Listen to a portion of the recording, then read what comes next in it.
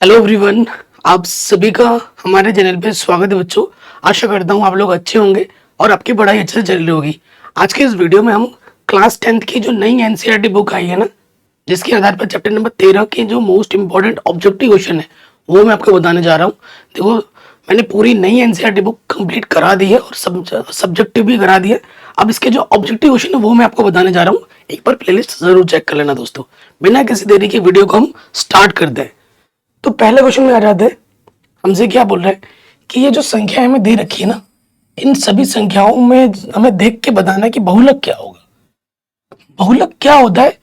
जो सबसे ज्यादा बार होता है, वो आवृत्ति जो सबसे अधिकतम बार आती है उसे हम बहुलक कहते हैं। तो यहां से अगर हम देखें, सात कितनी बार है? एक बार, दो बार, तीन बार है सात, जबकि और कोई नंबर इससे ज्यादा नहीं है। तो हमारा जो बहुलक हो जाएगा वो सात हो जाएगा। ठीक है। अगर मैं इस चैप्टर की बात करूं, माध्य, माध्यिका और बहुलक है, इनमें से दो क्वेश्चन आपके बोर्ड एग्जाम में बड़े नंबर में आते हैं और ये चैप्टर बहुत ज्यादा इंपॉर्टेंट है। छोटा होने के साथ साथ बड़े नंबर में आता है। इस चैप्टर से 10 नंबर का क्वेश्चन आपको एग्जाम में देखने को मिलेगा, तो बहुत इंपॉर्टेंट है। अगर कोई बच्चा पास होना चाहता है तो इस चैप्टर को जरूर करे। ठीक है। कह रहे किसी बारंबारता का बहुलक क्या होता है? कम से कम बारंबारता मान, मध्यमान मान, अधिकतम बारंबारता मान। तो जी हाँ, अधिकतम बारंबारता मान को हम बहुलक कहते हैं। तो ये जो हमारा ऑप्शन नंबर तीसरा है, सी है, वो सही हो जाएगा। मैंने चश्मा कहाँ रख दिया यार।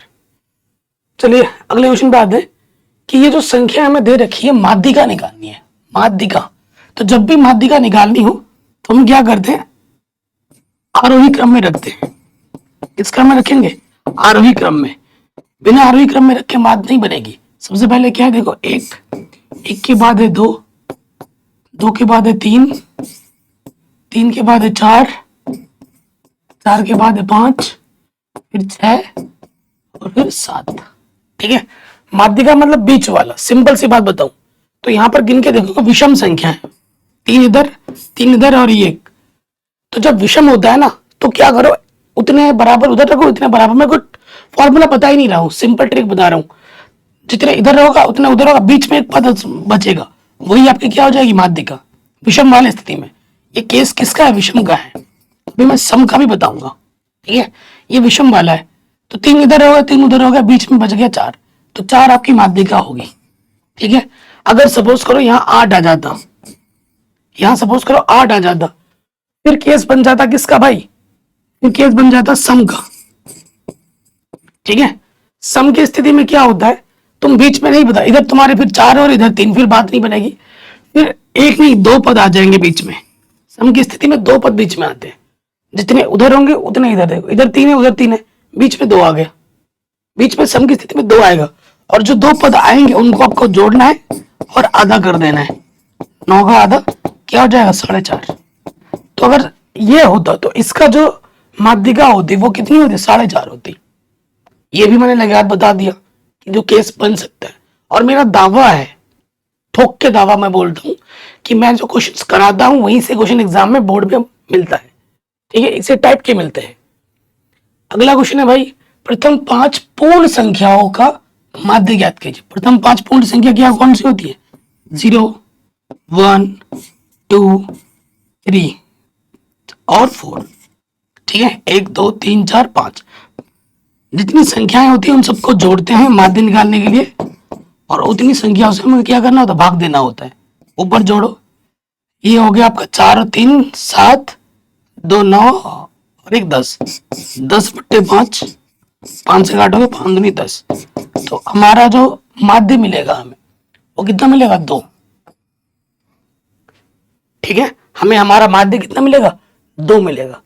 कोई डाउट, कोई दिक्कत नहीं होगी। आगे बढ़ते हैं। कह रहे हैं ये जो वर्ग अंतराल है 10 से 20, ठीक है, इसका हमें क्या निकालना है? वर्ग चिन्ह निकालना है। वर्ग अंतराल में क्या होता है? वर्ग चिन्ह कैसे निकालते हैं? उन दोनों को हमें अंतराल को जोड़ देना होता है और उसका आधा कर देना होता है। तो 30 का आधा कितना हो जाएगा? 15। ठीक है। तो हमारा जो वर्ग चिन्ह होगा, वर्ग चिन्ह को हम एक्स से दर्शाते हैं। किससे दर्शाते हैं? एक्स से। तो वो कितना होगा? 15 होगा। ठीक है दोस्त, कोई दिक्कत, कोई परेशानी नहीं होनी चाहिए। आगे बढ़ते, कह रहे माध्यिका बताइए। ठीक है, जब जब माध्यिका आएगी, मैंने आपको क्या बोला था कि हमें आरोही क्रम में लिखना है। तो देखिए आरोही क्रम में लिखेंगे तो सबसे पहले सबसे छोटा आता है 0, उसके बाद क्या आ जाएगा, 0 के बाद क्या, 2, उसके बाद है 3, उसके बाद 3 के बाद 3 के बाद 5 है, उसके बाद 7 नहीं 6 है, 6, उसके बाद 7 और उसके बाद 9। कितनी संख्या गिन लो समय की विषय में। तो विषय में देखो इधर 3 है, इधर 3 है, तो माध्यिका कितनी हो जाएगी 5, माध्यिका हो जाएगी 5। तो 5 ऑप्शन में है नहीं है, तो हमारा जो उत्तर हमें सही मिलेगा वो होगा इनमें से कोई नहीं। कभी कभी ऐसा भी आ जाता है कि जो उत्तर है ना वो ऑप्शन में नहीं होगा, तो जबरदस्ती नहीं करना है। यहाँ लिखा हुआ है इनमें से कोई नहीं कि भाई हमारा उत्तर 5 है और ये ऑप्शन में ही नहीं है, यानी कि आंसर क्या होगा, इनमें से कोई नहीं। ठीक, चलिए आगे बढ़ते हैं। कह रहे यदि इन संख्याओं का जो माध्य है 4 हो तो x का मान क्या होगा। देखो माध्य का कंडीशन क्या होता है, जितनी संख्या है उनको जोड़ दो। कितनी संख्या है, 1 2 3 4, जितनी संख्या उससे भाग दो और माध्य हमें दे रखा है और क्वेश्चन में कितना 4 रख दिया, 4 चौके 16।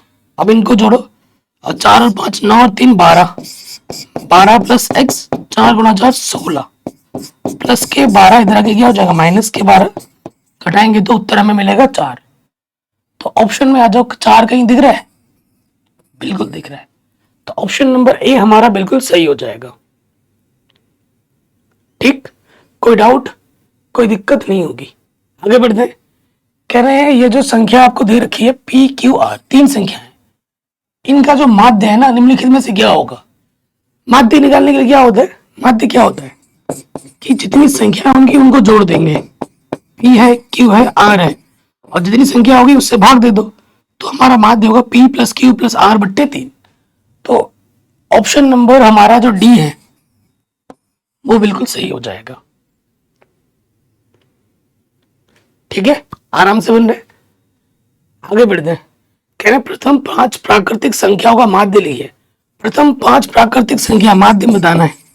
प्राकृतिक संख्या जानते हैं 1 2 3 4 5, काउंटिंग नंबर 5 है, 5 से भाग दे देना है।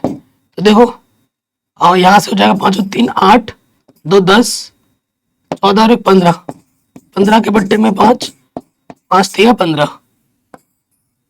ऑप्शन नंबर बी हमारा बिल्कुल सही हो जाएगा। ठीक है, आप डिस्क्रिप्शन जरूर चेक कर लेना प्लीज वीडियो के बाद में। अगले प्रश्न में आ जाते हैं। हमसे प्रश्न में क्या बोल रहा है कि ये जो संख्याएं हमें दे रखी है इनका बहुलक क्या होगा। तो ये आप मुझे कमेंट करके बताएं, मैं अपना नाम भी जरूर लिखना और अपने स्कूल का नाम। ठीक है, अभी मैंने एक ऐसा क्वेश्चन बताया था ना बहुलक क्या होगा, अब आप बताएंगे कि इस प्रश्न का जो उत्तर है इसका जो बहुलक है वो क्या होगा। कमेंट में जरूर बताना, देखता हूं किसको कितना आया है। अगला क्वेश्चन वेरी वेरी इंपॉर्टेंट है। हमसे क्या बोला जा रहा है कि निम्नलिखित में 7 की संचयी बारंबारता इनमें से कौन सी होगी। तो संचयी बारंबारता CF से दर्शाते हैं, मैं बना के दिखाता हूँ, सबका बना देता हूँ, 7 का ही क्यों सबका बना देता हूँ। संचयी बारंबारता हम कैसे निकालते हैं कि भैया पहला वाला वैसे का वैसे होता है, 2 में फिर ये जोड़ेंगे पीछे वाला 2 और 3 को जोड़ेंगे तो 5, 5 में 5 को जोड़ेंगे तो 5 में 5 को जोड़ेंगे तो 10। ठीक है, ये हो जाएगा 10, 10 में 9 को जोड़ेंगे तो 19। ठीक है, हमसे क्या बोला 7 की संचयी बारंबारता बताओ कितनी होगी। तो 7 की संचयी बारंबारता कितनी होगी 10। ऑप्शन में 5 है 9 है 19 है 10 है, तो आपका उत्तर हो जाएगा 10। आराम से हो गया, सिंपल।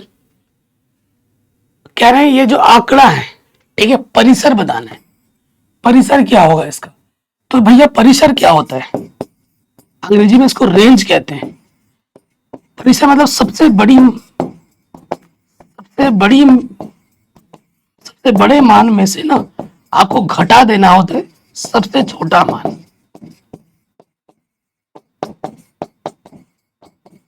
ठीक है दोस्त, सबसे बड़ा मान देखो कौन सा है, 13 20, सबसे बड़ा मान आपको 20 ही दिख रहा है। सबसे बड़ा मान 20 है और सबसे छोटा मान 8, 6, 4, 2, 2 सबसे छोटा मान है। घटाएंगे तो कितना होंगे 18। तो ऑप्शन नंबर सी हमारा सही हो जाएगा। ठीक है, देखो ऐसे कई यूट्यूबर्स मिलेंगे स्पेशली जो बिहार बोर्ड्स के लिए पढ़ा रहे हैं ना, मैंने ये नोटिस किया है कि वो लोग ऑप्शन ऐसे ही बता, इसका ये, इसका वो, इसका ये, ऐसे कई यूट्यूब चैनल बना दे रहे हैं, इसका ये, इसका वो, क्यों उन्हें खुद नहीं पता। तो ऐसे चैनल से बच के रहना है।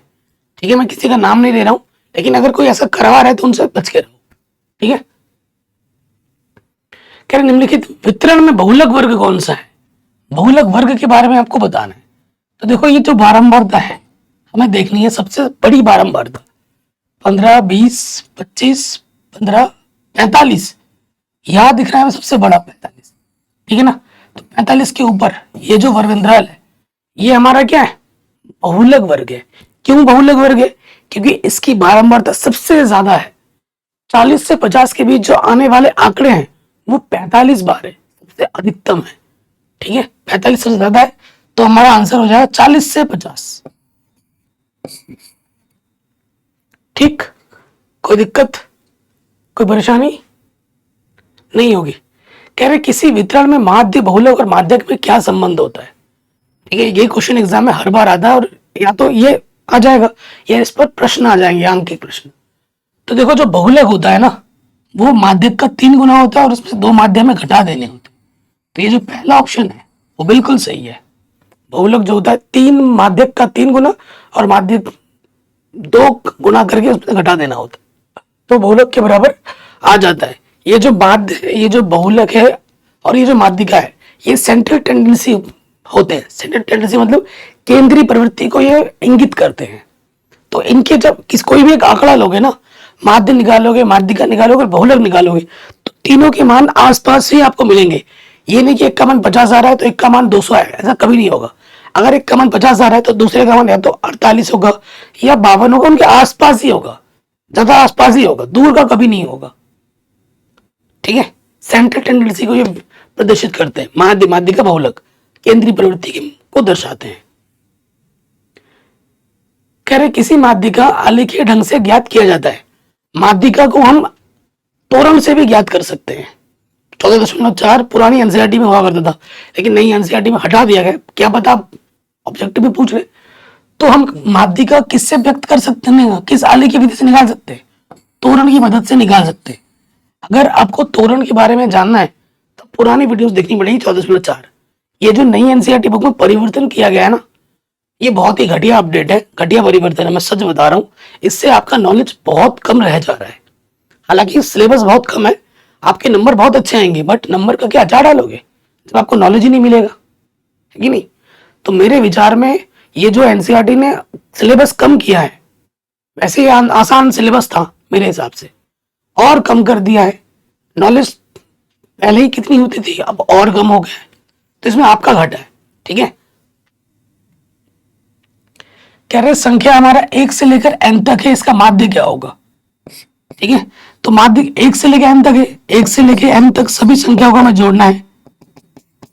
ठीक है, और बट्टे जितनी संख्या उससे भाग देनी है। तो ऊपर है n पदों का योगफल, बट्टे में n पदों का योगफल का सूत्र होता है n+1 बट्टे में 2, और यहाँ पे n बट्टे में ऑलरेडी है, n से n कट जाएगा, आंसर आ जाएगा n+1 बट्टे 2, n+1 बट्टे 2। ऑप्शन नंबर सी हमारा सही होगा। ये वेरी इंपॉर्टेंट क्वेश्चन है।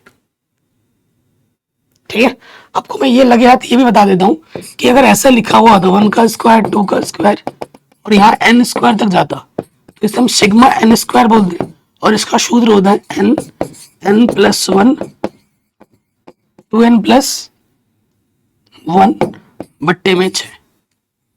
ठीक है, और एक ऐसा का सूत्र होता है 1 की घात 3 2 की घात 3 जोड़ने में, इसे हम बोलते हैं सिग्मा n3। ठीक है, जिसका सूत्र होता है n+1 बट्टे में 2 टोटल का स्क्वायर 2। ठीक है, चरों को आरोही या अवरोही क्रम में रखने पर बीच वाले चर का मान क्या कहलाएगा। अभी मैंने बताया था बीच वाले क्या निकालते, माध्यिका निकाल रहे थे आरोही क्रम में रखकर। तो बीच वाला हमारा क्या कहलाता है, माध्यिका कहलाती है। ठीक है, ये हमें हमारा उत्तर आराम से मिल गया। इसमें बहुलक बताना है कि क्या बहुलक 3 2 बार है, सबसे ज्यादा 3 ही है और कुछ है नहीं, तो बहुलक हो जाएगा 3। वर्ग अंतराल ए से बी का वर्ग चिन्ह क्या होगा, एक्स का मान बताना है, तो ए से बी है, ए और बी को जोड़ेंगे और उसका आधा कर देंगे, ए प्लस बी बट्टे 2। ऑप्शन नंबर ए हमारा बिल्कुल सही हो जाएगा। ठीक है दोस्त, आराम से बन गया। आगे बढ़ते हैं।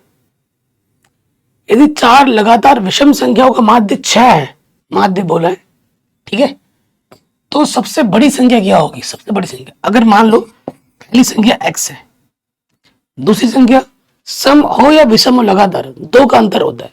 अगर पहली विषम संख्या में 3 बोलूं तो अगली विषम संख्या कितनी होगी, 5।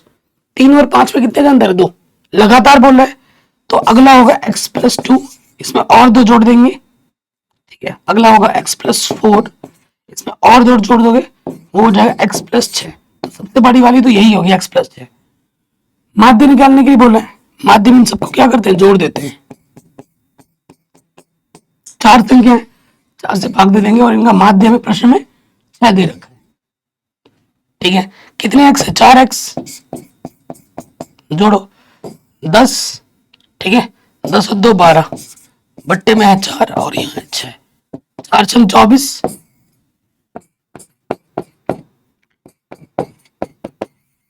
प्लस के 12 उधर जाके क्या होगा, माइनस के 12, तो 12 बचेगा। ये 4 गुणे में जाके क्या हो जाएगा, बट्टे में 4 3 12, x का मान आ जाएगा 3। सबसे बड़ी संख्या निकालनी है, सबसे बड़ी संख्या है x प्लस 6, x का मान है 3, तो सबसे बड़ी संख्या कितनी आ जाएगी, 9। ऑप्शन नंबर बी हमारा बिल्कुल सही हो जाएगा। ठीक है, आराम से बन गया। अगले प्रश्न में आ जाओ, ये बहुत ही शानदार क्वेश्चन है, आपके दिमाग को टच करेगा। कह रहे ये जो आंकड़े हमें दे रखे हैं तथा x का बहुलक क्या होगा। अब देखो ये जो x है ना, वो कुछ भी हो सकता है, कोई भी संख्या हो सकती है। ठीक है, कोई भी संख्या हो सकती है ये x। तो बहुलक के बारे में बताना है। सबसे पहले देखो बहुलक क्या है, हाँ सबसे ज्यादा बार क्या है, 1 बार 2 बार है 6। ठीक है, 6 2 बार है, और 4 3 बार है, 1 2 3, 4 तो हो गई होगा, 6 भी 3 बार है भाई, 6 भी 3 बार है। ठीक है, और तो बहुलक 4 और 6 ही होगा और कोई नहीं होगा, क्योंकि ये 3 बार है। इतने संख्या यहाँ पर या तो 4 हो सकता है x का मान कुछ भी, ठीक है, या फिर 6 भी तो हो सकता है। ठीक है, तो बहुलक या तो 4 होगा या फिर 6 होगा। 3 कितनी बार है, 1 2, अच्छा तो x का मान 3 भी तो हो सकता है ना, क्योंकि संख्या कुछ भी हो सकती है। तो यहाँ 2 3 आ चुका है, अगर यहाँ भी 3 आ जाता है, ठीक है ना, तो 4 भी 3 बार होगा, 6 भी 3 बार होगा और 3 भी 3 बार होगा। तो तीनों संख्याएं बहुलक में आ जाएंगी, 3 4 तथा 6। ठीक है, ये हमें हमारा उत्तर आराम से मिल जाएगा। कह रहे माध्य x माध्यिका y और बहुलक z के बीच संबंध क्या होता है। तो जो बहुलक z जो होता है वो माध्यिका का 3 गुना होता है, माध्यिका y है तो y का 3 गुना, उनमें से 2 माध्य घटाना होता है, माध्य x। तो ये संबंध होगा z बराबर 3y माइनस के 2x। ठीक है, ये क्या है, z बराबर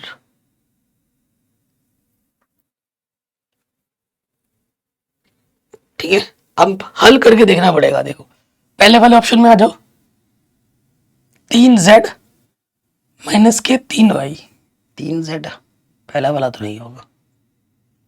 दूसरे वाले में आ जाओ, x minus z, 3x minus के 3y। ठीक है, तो माइनस का z उधर जाएगा,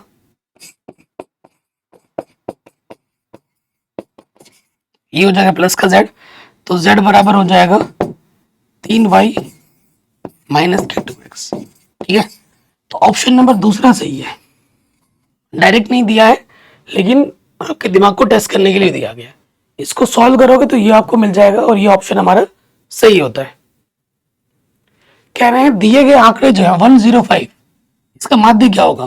तो जो तीन संख्या है इनको जोड़ देंगे, तीन संख्या 3 से भाग दे दो, 6, 3 से भाग देंगे तो माध्य आ जाएगा 2।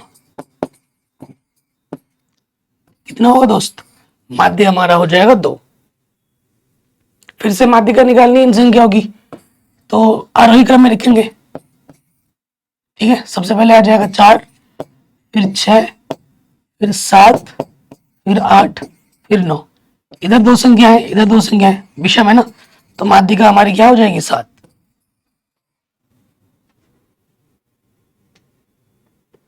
ठीक, ये प्रश्न भी हो गया।